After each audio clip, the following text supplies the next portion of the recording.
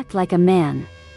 Trent Baker, the school's golden boy QB, shoves Malik Johnson hard against the lockers, phone already live streaming the racist taunt. Malik, the quiet new black kid, has endured weeks of slurs and threats in this progressive Ohio town. School officials told him to ignore it. But this shove triggers something deep, PTSD from a past attack. In a flash, years of martial arts discipline take over. One swift, decisive move leaves Trent crumpled, nose broken, the viral video exploding online. But was it self-defense or the violence they accused him of? This fight just ignited a firestorm exposing school lies, corruption, and the impossible choices forced on black youth. Watch the full story now. Malik Johnson stepped off the bus into the crisp October air of Cedar Ridge, Ohio. The sky stretched wide and pale above him, dotted with clouds that seemed too lazy to move. He adjusted the strap of his backpack, its weight pressing against his shoulder like an unwelcome reminder of all he'd left behind in Los Angeles. His mother's words echoed in his mind as he looked around at the rows of perfectly manicured lawns and houses so uniform they might have been stamped out by a machine. This is your chance to start fresh, baby.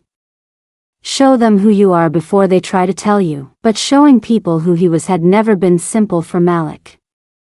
At 16, he carried more than just books in his bag. He carried stories etched into his skin, memories stitched into every breath.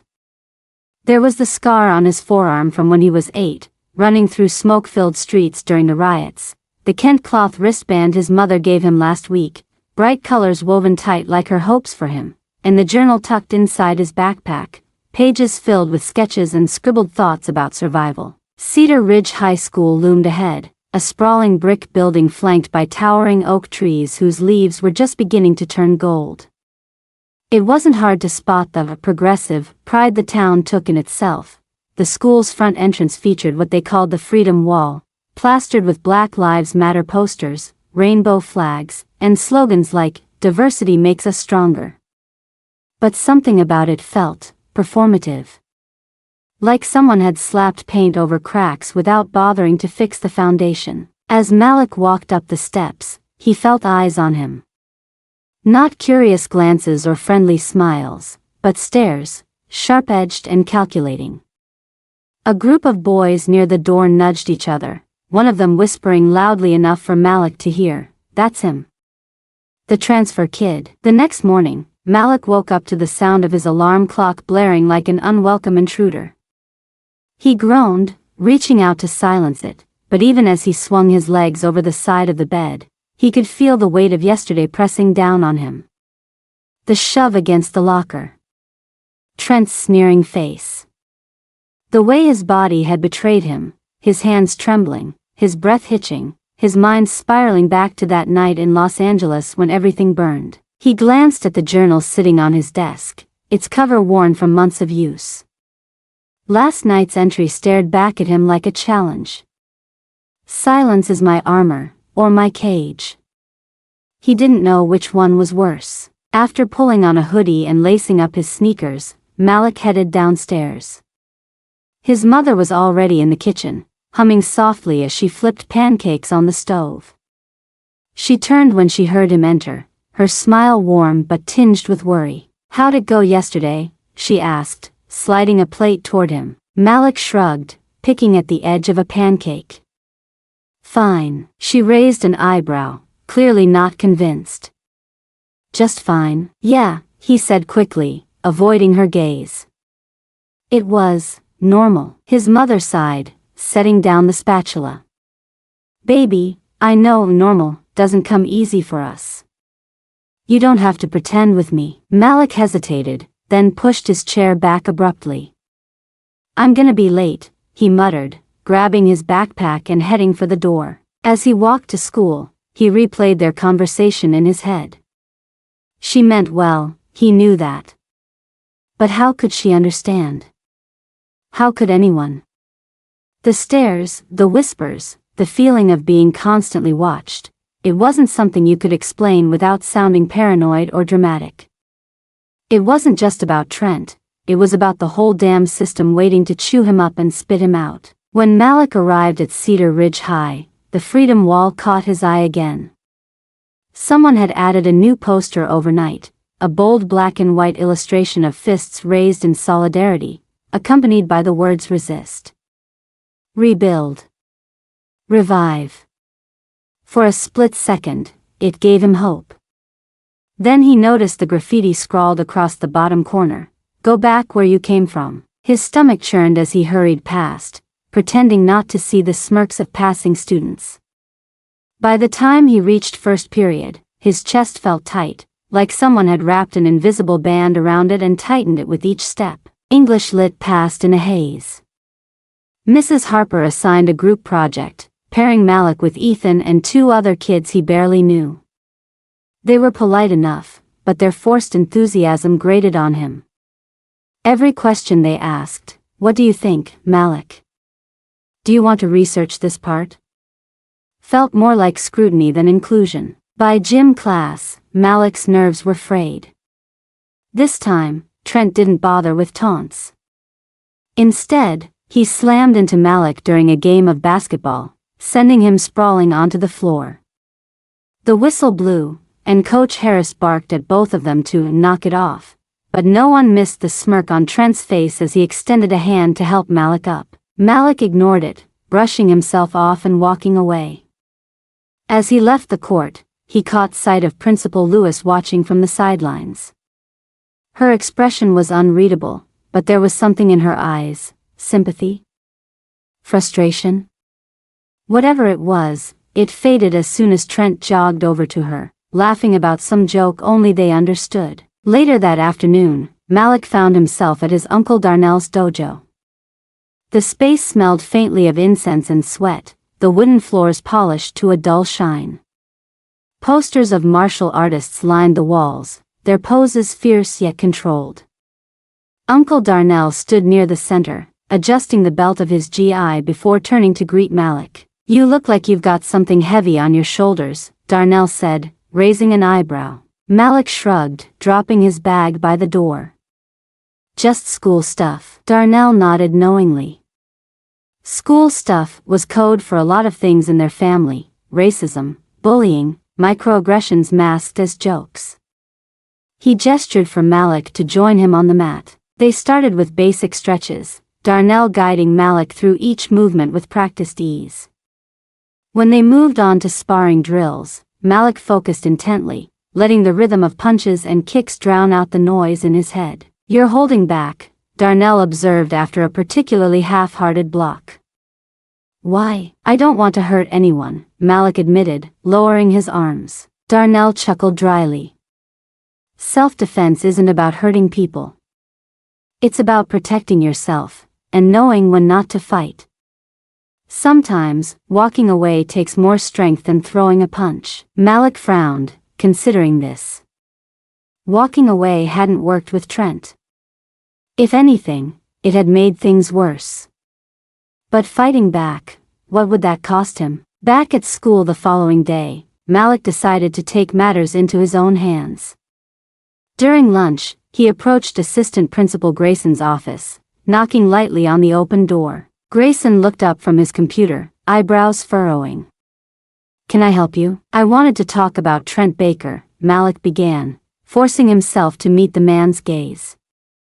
"He's been harassing me since I got here." Grayson leaned back in his chair, folding his arms. "Harassing you how?" Malik recounted the incidents, the name-calling, the shoving, the constant provocation. Grayson listened impassively, nodding occasionally but offering no reassurance. "Well," Grayson said finally, "high school can be tough. There's always going to be some roughhousing between boys. My advice? Ignore the noise. Focus on your studies." Malik blinked, stunned. "That's it? Just ignore it?" Grayson shrugged. "You strike me as a smart kid, Malik. Don't let these distractions get in your way." Fury bubbled inside Malik, hot and sharp. He clenched his fists, biting back a retort. What good would arguing do? Grayson had already dismissed him, mentally filing him away under problem student. On his way out, Malik passed Principal Lewis in the hallway. She stopped him, concern etched on her face. "Everything okay?" He shook his head, unable to trust himself to speak. Lewis sighed, glancing toward Grayson's office. "Let me guess, he told you to ignore it." Malik nodded mutely. Lewis placed a hand on his shoulder. "I'll see what I can do." "But," she hesitated, looking conflicted. "This place, it has rules. And sometimes, those rules don't leave much room for justice." Her words lingered as Malik walked away, hollow and heavy all at once. Justice. Was that even possible in a place like this? That evening, Malik attended the Juneteenth cookout hosted by the Black Student Union. Held in the park near the school, the event drew a mix of students, parents, and community members. Tables laden with food stretched along one side of the grassy area, while speakers took turns addressing the crowd from a makeshift stage. Malik wandered among the booths, listening to snippets of conversation. At one table, a group of students debated the effectiveness of protests versus policy change. At another, a woman handed out flyers about a local campaign to remove the Confederate monument downtown. "Hey, Malik," called a voice. It was Nia, a junior who'd introduced herself earlier in the week. She waved him over to where she stood with a few other members of the BSU. "This is Malik," Nia announced to the group. "He just transferred here." "Welcome," said one of the older students, smiling warmly. "How are you finding Cedar Ridge so far?" Malik hesitated, unsure how much to share. Finally, he settled on a vague response. "It's different." Nia laughed knowingly. Different is one word for it. As they talked, Malik realized he wasn't alone in feeling alienated. Everyone here had stories, about teachers who underestimated them, classmates who mocked their culture, administrators who turned a blind eye to racism. Listening to them, he felt a flicker of solidarity, a sense that maybe resistance didn't have to mean fighting alone. But later, as he lay in bed that night, staring at the ceiling, Malik couldn't shake the image of Grayson's dismissive shrug or Trent's smug grin. Solidarity was powerful, yes, but it didn't erase the fact that the system was rigged against him. Against all of them, and sooner or later, the pressure would build until something snapped. He didn't respond, keeping his head down as he followed the map Principal Lewis had emailed him the night before. Room 214. English Lit. First period. Easy enough. Or so he thought. When he slid into a seat near the back of the classroom, silence fell like a dropped stone. Conversations halted mid-sentence, and heads turned in unison. Malik could feel their questions buzzing in the air. Why is he here? What does he want? He kept his gaze fixed on the desk in front of him, tracing the initials carved into its surface with his thumb. "Welcome, Malik," said Mrs. Harper, the teacher, breaking the tension with forced cheerfulness. "Class, this is Malik Johnson. He's joining us from LA. Let's make sure he feels welcome, okay?" A few mumbled responses trickled through the room, but most students simply stared. One girl smiled faintly, offering a small wave. Malik nodded back, grateful for even that tiny gesture of kindness. The rest of the morning passed in a blur of introductions and awkward silences. By lunchtime, Malik was exhausted. He found himself standing alone in the cafeteria, tray in hand, scanning the crowded space for somewhere to sit. Every table seemed full, or maybe it only felt that way because no one made room for him. "You can sit here if you want," came a voice behind him. It belonged to a boy with curly brown hair and glasses perched crookedly on his nose. He gestured toward an empty chair at his table. "I'm Ethan." Malik hesitated, then nodded. "Thanks." Ethan introduced him to the others at the table, a mix of nerdy kids who talked animatedly about video games and comic books. They weren't exactly welcoming, but they weren't hostile either. For now, that was enough. It wasn't until gym class later that afternoon that things took a darker turn. Gym was chaos. Balls flew across the court, sneakers squeaked against polished floors, and shouts rang out as students divided into teams for dodgeball. Malik hung back, avoiding the center of the action. Physical confrontations made him uneasy, not because he couldn't handle himself, but because he knew how quickly control could slip away. Trent Baker noticed immediately. Trent was everything Malik wasn't: tall, broad-shouldered, golden-haired, and magnetic. As the quarterback of the football team, he commanded attention wherever he went. And right now, his focus was entirely on Malik. "What's up, scholarship thief?" Trent called out, loud enough for everyone to hear. Laughter rippled through the room, low and mean. Malik froze, gripping the ball in his hands tighter than necessary. He didn't look at Trent, didn't rise to the bait. Instead, he threw the ball half-heartedly toward the opposing team and stepped back, hoping to fade into the background. But Trent wasn't done. After class, as Malik headed to his locker, Trent appeared beside him, smirking. "You think you're better than us, huh? Coming here and taking spots meant for real Americans?" Malik clenched his fists, forcing himself to breathe deeply. He remembered his uncle's lessons at the dojo: control your temper. Anger makes you predictable. Still, Trent's words scraped raw wounds inside him, reopening scars he thought had healed. "Ignore it," he muttered under his breath, slamming his locker shut and walking away. For a moment, it worked. Trent didn't follow him.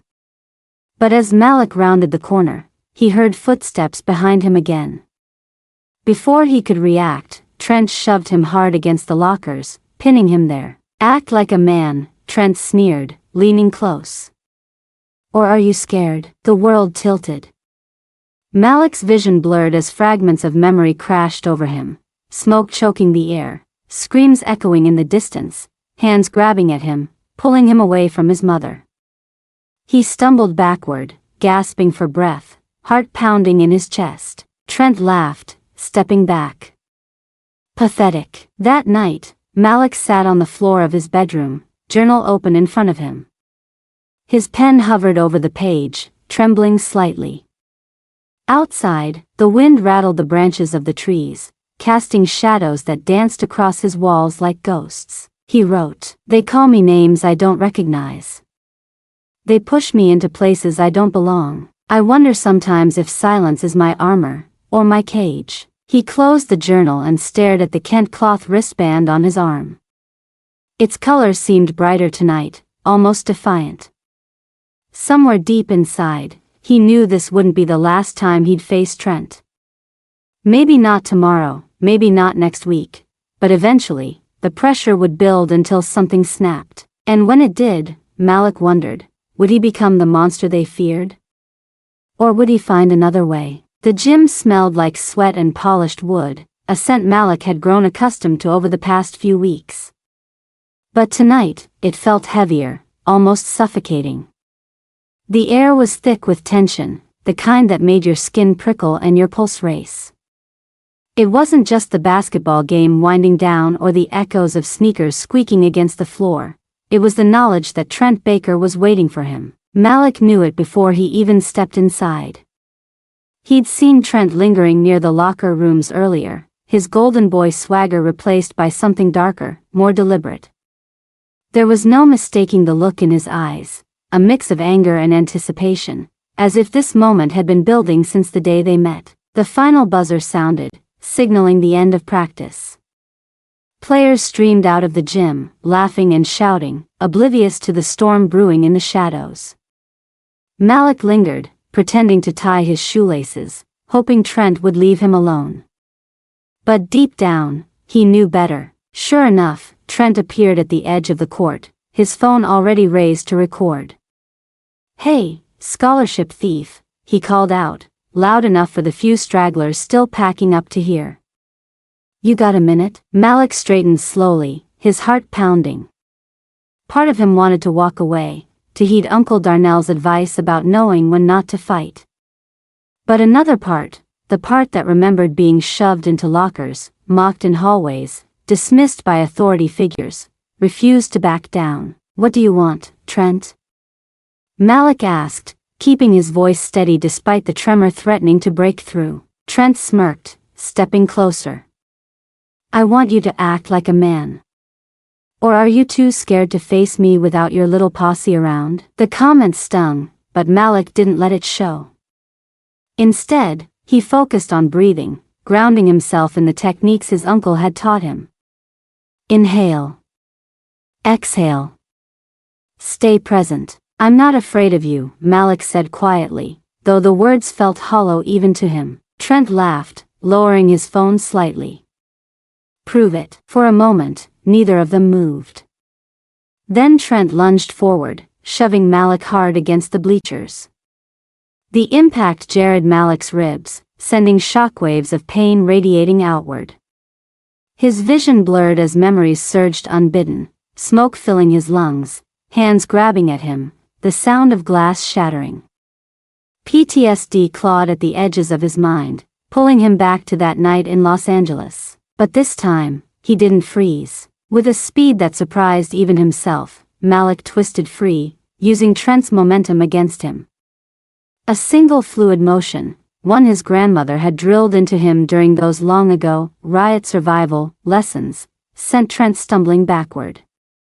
His nose crunched audibly as Malik's palm connected with his face, breaking the skin. Trent collapsed onto the floor, clutching his bleeding nose, while the video feed continued rolling.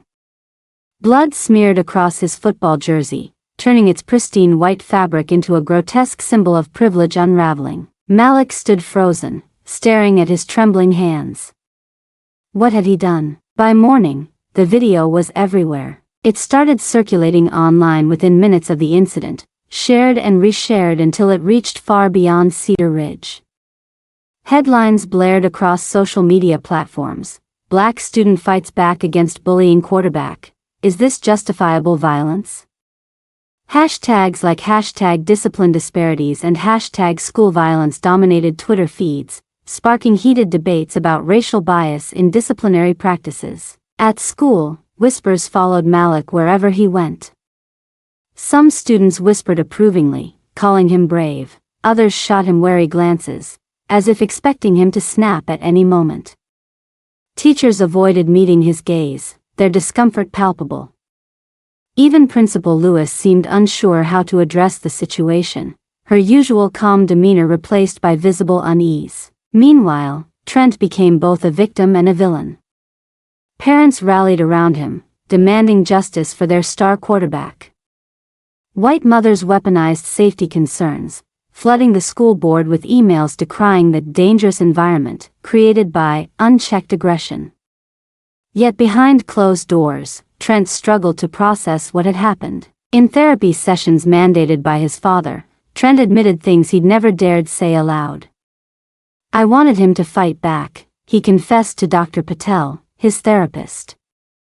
"I thought, I don't know, maybe then I wouldn't have to hate myself so much." Dr. Patel nodded, jotting notes on her clipboard. "Why do you think you hated yourself?" Trent hesitated, fidgeting with the hem of his hoodie. "Because I'm not who they think I am. My dad steals money from diversity programs, and I bully kids to cover it up. He trailed off, swallowing hard. "I'm gay, okay?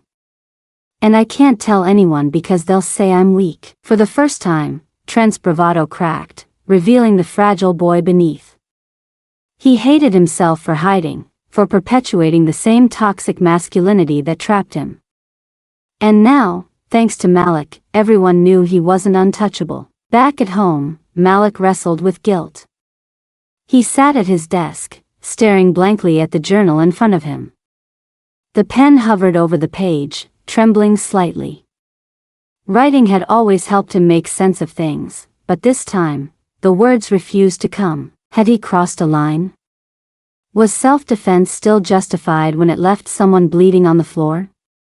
His mother's voice echoed in his mind. Don't let them turn you into what they fear. But what did that mean anymore? Hadn't he already become the monster they feared? He flipped open his laptop instead, scrolling through the endless stream of comments online. Some defended him passionately, arguing that violence was sometimes necessary when systems failed. Others condemned him outright, labeling him a thug, a criminal, a threat to society. One comment caught his eye: "If we keep excusing violence as justifiable, aren't we perpetuating the cycle?" Malik stared at the screen, his chest tightening. Was that true? Had he contributed to the very problem he sought to escape? The protests began 2 days later. Led by the Black Student Union, hundreds of students gathered outside Cedar Ridge High, chanting slogans like, "No justice, no peace," and holding signs that read "Systemic racism kills." News vans lined the streets, cameras capturing every chant, every cheer, every tear streaking down a protester's face. Principal Lewis addressed the crowd from the steps of the school, her voice cracking under the weight of emotion. "We cannot ignore the systemic failures that brought us here today," she said. "But change will not happen overnight. We must work together, students, teachers, parents, to build a future where no child feels silenced or unseen." Her speech earned scattered applause, but many remained skeptical. Protesters pointed out that Mayor Baker's embezzlement scandal remained unaddressed, allowing corruption to fester unchecked. They demanded accountability, not platitudes. Amid the chaos, Malik felt increasingly alienated. Reporters hounded him for interviews, framing him as either a hero or a cautionary tale. Fellow protesters praised his courage, yet their admiration felt hollow, as if they saw him less as a person and more as a symbol. Late one evening, as the crowd dispersed and the news vans packed up, Malik slipped away unnoticed. He wandered toward the Freedom Wall, now covered in fresh graffiti. Someone had scrawled "Silence is armor" too in bold black letters, the words jagged and defiant. Malik traced the letters with his fingertips, feeling their rough texture against his skin. For the first time in days, he allowed himself to cry, not out of guilt or fear, but out of exhaustion. Fighting was supposed to make him stronger, but all it had done was expose how deeply broken the system really was. As he turned to leave, he noticed Trent standing a few feet away, watching him silently. Their eyes met briefly, and for a fleeting moment, Malik saw past the bravado, past the anger, and recognized the vulnerability beneath. Neither of them spoke.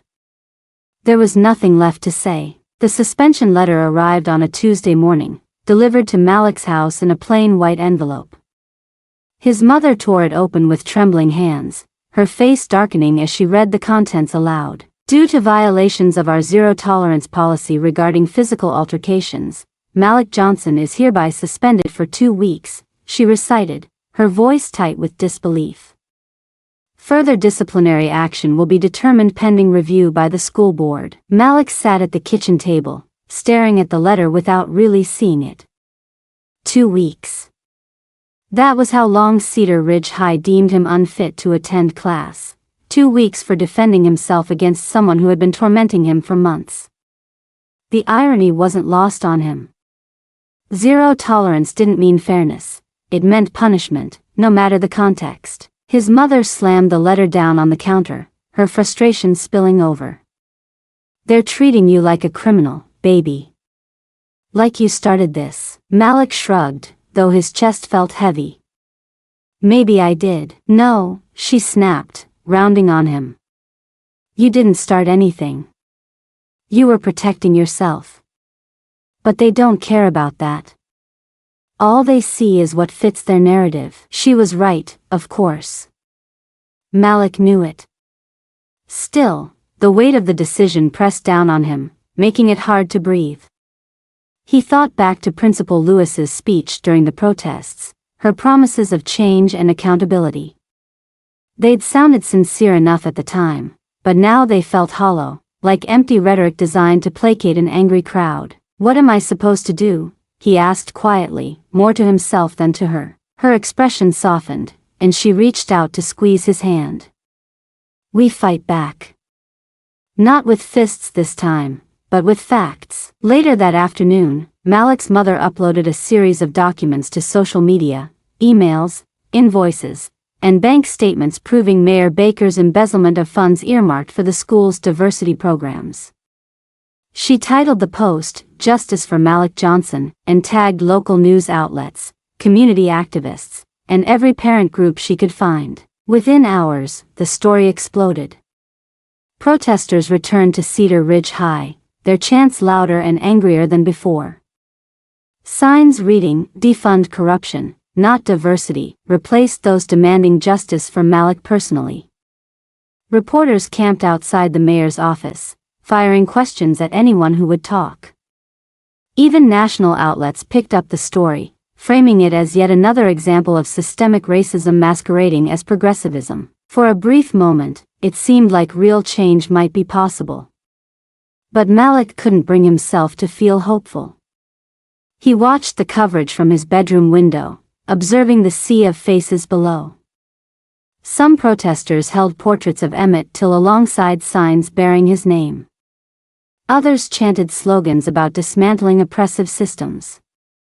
Yet none of them looked up at his house, none of them acknowledged him as anything more than a symbol. He retreated to his journal, penning fragmented thoughts in shaky handwriting. They turned me into a hashtag.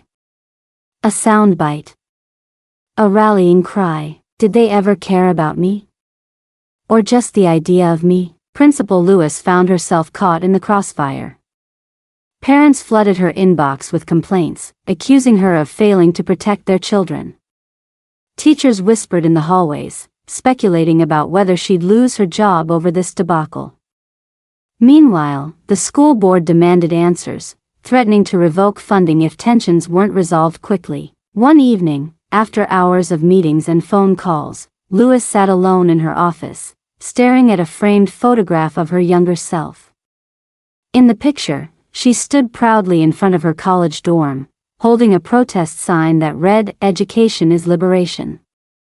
Back then, she believed wholeheartedly in the power of institutions to effect change. Now, she wasn't so sure. A knock at the door startled her. It was Assistant Principal Grayson, looking unusually somber. "You okay?" he asked, stepping inside. Lewis shook her head. "I don't know anymore. This place, it eats people alive. And we let it happen because we're too scared to challenge the system." Grayson sighed, pulling up a chair. "It's not just us, though. Look at Trent's dad. Look at the parents screaming about safety. Everyone's complicit in some way." "That doesn't make it easier," Lewis muttered. "Every time I try to stand up for these kids, I end up compromising. I tell myself it's for the greater good, but..." Her voice trailed off, choked with emotion. "What kind of leader does that make me?" Grayson hesitated, then placed a hand on her shoulder. "A human one. And maybe that's the problem. Systems aren't built for humans, they're built for control." Meanwhile, Trent's life unraveled further. His father, desperate to salvage his reputation, forbade him from speaking publicly about the scandal. Instead, he forced Trent into damage control mode, instructing him to apologize to Malik during a televised interview arranged by the school district. The day of the interview, Trent sat stiffly in a chair opposite Malik, cameras rolling as a reporter asked carefully scripted questions. Trent stared at the floor, avoiding eye contact. "I'm sorry for what happened," he mumbled, his voice barely audible. "I shouldn't have provoked you." Malik nodded curtly, unsure how to respond. Part of him wanted to lash out, to call Trent a hypocrite for apologizing only when it served his family's agenda. But another part, the part that remembered Trent's confession in therapy, felt a flicker of empathy. Maybe apologies weren't always sincere, but sometimes they were all people had. Afterward, Trent disappeared from public view, retreating into isolation. Dr. Patel noted improvements in his therapy sessions, describing him as more introspective, less defensive. Yet even as Trent began unpacking his insecurities, the scars of privilege remained. He still wore his football jersey, though it hung loosely now, stained with blood he couldn't wash away. Back at school, the protests dwindled as attention shifted elsewhere. News cycles moved on, leaving behind a trail of unanswered questions. The Confederate monument downtown remained untouched, its presence a silent reminder of unacknowledged history. Budget cuts quietly gutted the diversity programs Trent's father had embezzled from, rendering the scandal moot. Principal Lewis resigned shortly thereafter, delivering a farewell speech that left many in tears. Standing before the assembled student body, she spoke candidly about her failures and hopes for the future. "We've spent decades clinging to myths of tough love, discipline," she said, her voice steady despite the lump in her throat. "But toughness isn't measured by how much pain you endure, it's measured by how you rise above it. Self-defense isn't violence, it's survival. And until we learn to honor that truth, we'll keep perpetuating the same cycles of harm." As she walked off stage for the final time, Malik watched from the back of the auditorium, his heart aching with gratitude and grief. For all her flaws, Lewis had tried. Wasn't that worth something? That night, Malik added a new entry to his journal. "Silence isn't armor. It's surrender. But noise isn't freedom either, not when it drowns out the voices that matter most." He closed the book and set it aside, gazing out the window at the quiet streets of Cedar Ridge. Somewhere in the distance, the school bell tolled, echoing through the empty halls like a ghost haunting the ruins of a broken system. The decision to leave Cedar Ridge came quietly, almost reluctantly. It wasn't a dramatic moment of clarity or an impassioned declaration. Instead, it unfolded over days, in fragments of conversation between Malik and his mother, late at night when the house was silent except for the hum of the refrigerator. "You don't have to stay here," she said one evening, her voice soft but firm. "This place doesn't deserve you." Malik didn't respond immediately. He sat on the edge of his bed, staring at the Kent cloth wristband wrapped around his arm. Its colors had faded slightly since he first wore it, the fabric frayed from constant wear. It felt like a metaphor for something, his resilience, maybe, or the toll this town had taken on him. "I'm tired of running," he admitted finally, his voice barely above a whisper. "But I'm also tired of fighting." His mother nodded, understanding without needing words. She knelt beside him, taking his hand in hers. "Baby, leaving isn't running. Sometimes, it's choosing where to fight next. There's strength in walking away." Malik thought about that for a long time after she left the room. Walking away wasn't easy, not when every step felt like surrender. But staying meant letting Cedar Ridge define him, trapping him in its narrative of victimhood and violence. Leaving meant reclaiming his story, even if it ended with unanswered questions. On his last day, Malik arrived at school early, carrying a backpack filled with art supplies. The sun hadn't fully risen yet, casting long shadows across the Freedom Wall. He paused for a moment, studying the layers of graffiti that told stories of resistance and erasure. Then he began to paint. Hours later, the mural took shape, a hauntingly beautiful portrait of Emmett Till, his young face framed by text scrawled in bold letters, "Silence is armor too." Beneath it, Malik added smaller details, a football jersey stained with blood, a Confederate monument crumbling into dust, and a single Kent cloth wristband resting against a backdrop of smoky skies. Students gathered as word spread, their murmurs filling the air like static. Some snapped photos, others stood silently, absorbing the weight of the image. Nia approached Malik as he packed up his brushes, her expression unreadable. "It's incredible," she said simply. "What does it mean?" Malik hesitated, considering how much to share. Finally, he shrugged. "It means, silence can protect you, but it can also trap you. And sometimes, you have to decide which one matters more." Nia nodded slowly, then pulled him into a tight hug. "You'll always have a home here, Malik. Even if you're not here." He smiled faintly, grateful for her kindness but unsure how to respond. Home wasn't a place, it was a feeling, fleeting and fragile. And right now, he needed space to find it again. Trent watched the mural from afar, lingering near the edge of the crowd. His nose had healed crookedly, a permanent reminder of the night everything changed. He wanted to approach Malik, to say something meaningful, but the words wouldn't come. Instead, he turned and walked away, disappearing into the maze of hallways. Later that week, Trent sat in therapy, twisting a pen nervously between his fingers. Dr. Patel leaned forward, encouraging him to speak. "How are you feeling?" she asked gently. Trent exhaled sharply, running a hand through his hair. "I don't know. Guilty, I guess. Relieved, maybe. Like I deserved what happened. Not just the broken nose, but everything. All the shit I did to hide who I am." Dr. Patel nodded, jotting notes on her clipboard. "Why do you think you hid so much of yourself?" "Because being honest felt dangerous," Trent admitted. "Like if anyone found out I was gay, or that my dad was stealing, they'd see me as weak. So I bullied people instead, tried to prove I wasn't afraid of anything. But I was terrified all the time." "And now?" Dr. Patel prompted. "Now I realize fear doesn't make me weak," Trent said quietly. "It makes me human. And maybe I don't need to hate myself anymore." Principal Lewis spent her final hours at Cedar Ridge packing boxes in her office. Photographs came down from the walls, awards were tucked into cardboard containers, and files were sorted into neat stacks. As she worked, memories surfaced unbidden, students she'd championed, battles she'd fought, compromises she'd made. When she finished, she stood in the doorway, surveying the empty space one last time. Her gaze lingered on the Freedom Wall outside, where Malik's mural caught the fading sunlight.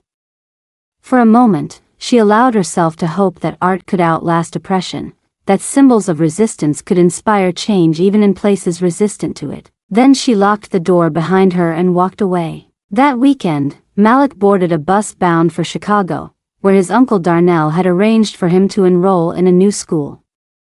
The ride passed in a blur of landscapes and thoughts, each mile carrying him further from Cedar Ridge but closer to himself. As the city skyline appeared on the horizon, Malik opened his journal and wrote, "I used to think survival meant blending in, becoming invisible. Now I know it means standing out, even when it hurts. Can a system built on punishment ever teach peace? Maybe not. But we can dream of something better." He closed the journal and tucked it into his backpack, watching as the bus rolled into the station. Outside, the streets buzzed with life, chaotic and vibrant and alive. For the first time in months, Malik felt a flicker of hope, not certainty, but possibility. And sometimes, that was enough.